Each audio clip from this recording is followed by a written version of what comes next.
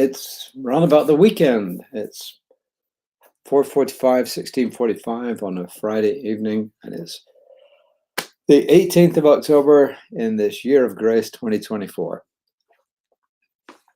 And more to the point, we have another reading from the Science of Mind magazine daily guides. This one is entitled Facing the Spirit. Facing the Spirit. So let's get on with it.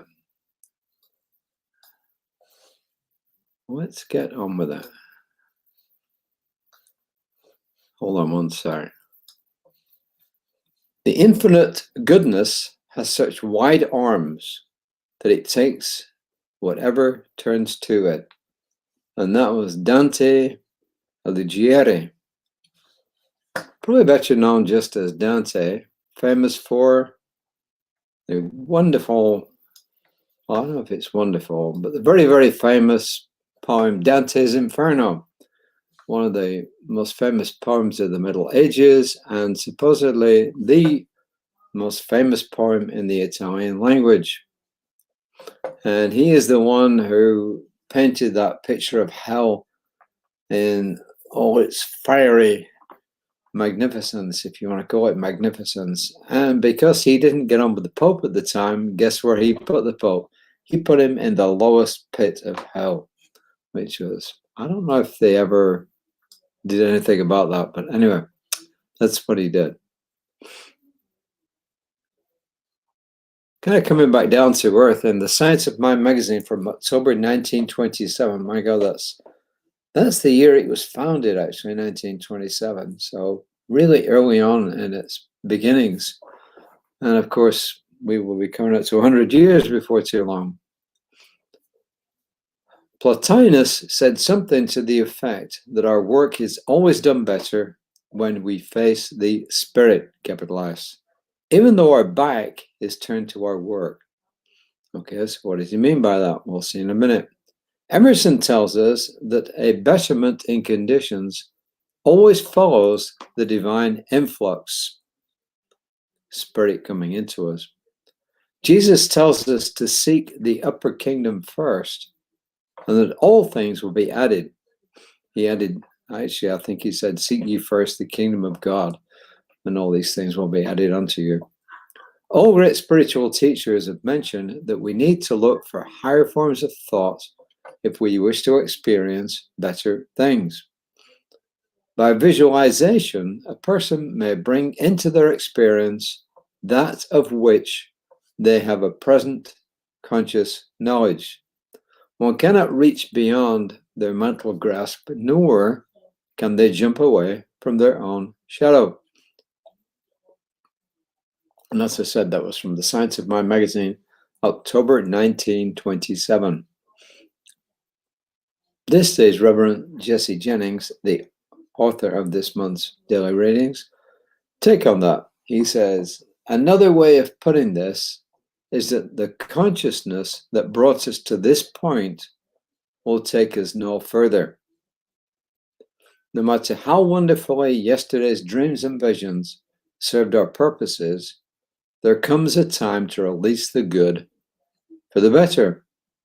We accomplish this by turning momentarily from conditions to face and directly commune with the source of our own being. Hence, we're reminded of who we are and whose we are. It's here too that we receive the next round of big, inspiring ideas to implement through our creative imagination, far beyond just a reiteration of what did the job before. Because we're never outside of spirit, we're never at a loss for a whole new direction when we're open, receptive, and trusting. Einstein said something similar to what Ernest Holmes said.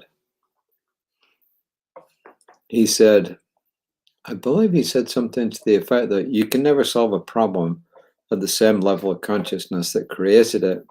So in other words, it's almost like walking up a hill.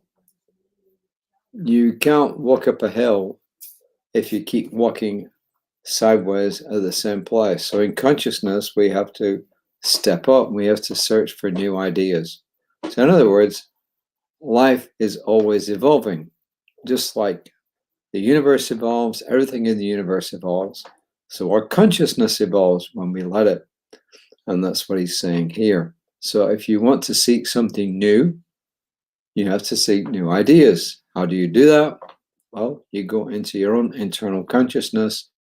And as they're both saying here, you commune with that which is the source of your being. And then you seek new ideas. So it's really a simple thing. If you want to move on in your consciousness, you need to seek new ideas. And it's the same in all forms of life, right? 2 plus 2 is 4. 2 plus 0 is 2. 2 plus 1 is 3. 2 plus 0 is 2. So in other words, we have to think new thoughts, think new ideas. And we do this by communing with that which is inside us.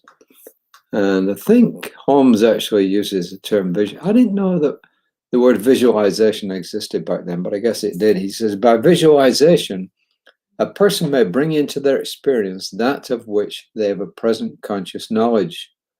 One cannot reach beyond their mental grasp, nor can they jump away from their own shadow.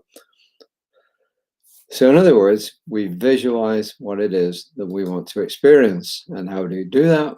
We have the thought, and you've heard this loads and loads of times before. Most of you have the thought, you write the feeling around it. When you do that, you create belief. When you create belief, you start to bring into your experience that in which you believe. So it's really kind of that simple.